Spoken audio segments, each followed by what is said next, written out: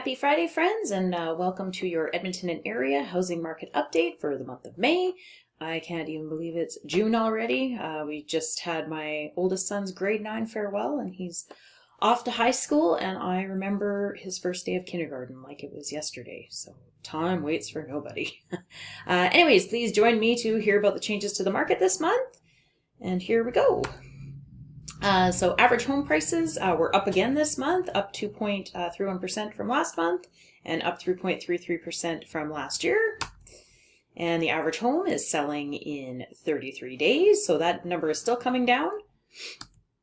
And the number of active listings for May was 5,461. This was up 2.7% from last month and down 20% versus this time last year. And the number of new listings last month was 4,236, also up from last month and also up from last year.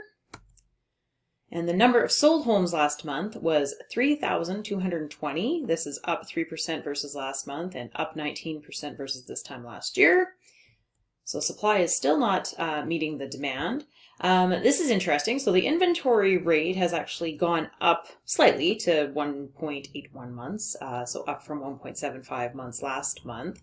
Again, the inventory rate is based on how long it would take to clear the current inventory if no new properties hit the market. So it's interesting to see that this number has increased while prices are still increasing. It's not really substantial. But with the latest interest rate announcement, I predict it's going to bring out more buyers and still make it a competitive market for buyers and still keep us in a seller's market. Also condos. Condo average prices were up. Days on market is down, up from last month again. And interesting to note that in April, 53% of all townhouse condos sold for list price and over, and this month it's 53%. So if you're thinking about getting into housing and you're on a fixed budget, I don't think condos are the worst investment, and they are increasing in value, so it could be a good time to get in. And this is kind of hard to read. I found a different graph through my brokerage, but it basically shows that the majority of properties are being sold in the $350,000 to $500,000 range. And interest rates. Again, interest rates, the Bank of Canada announced that on Wednesday they lowered the overnight interest rate by 25 basis points, which is basically 0.25%. So that's 4.75%. You might not see a huge difference if you're on if you have a variable mortgage. Unfortunately, you won't see any difference if you're on a fixed mortgage. But I do believe that it's going to increase buyer confidence, and I think that we're going to see more buyers come out there.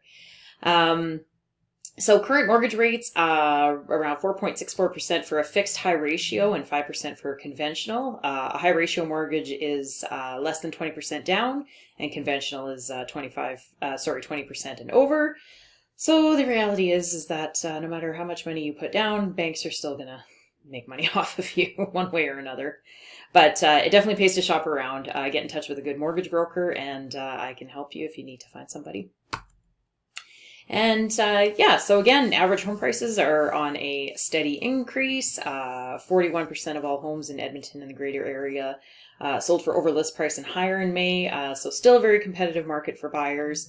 And like I kind of mentioned about the condos may be a good consideration for an investment or a good way to get into the housing market.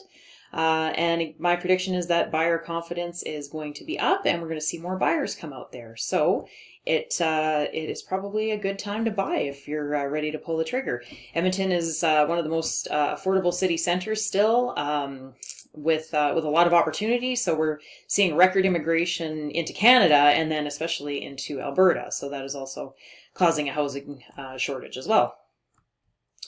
And there's my little disclaimer about how I create my report. And if you'd like to talk about any of this, if you'd like me to break down more of the little micro markets in the city, I'd be happy to help you out. Give me a call anytime. Thanks, everybody. Take care. Have a great weekend.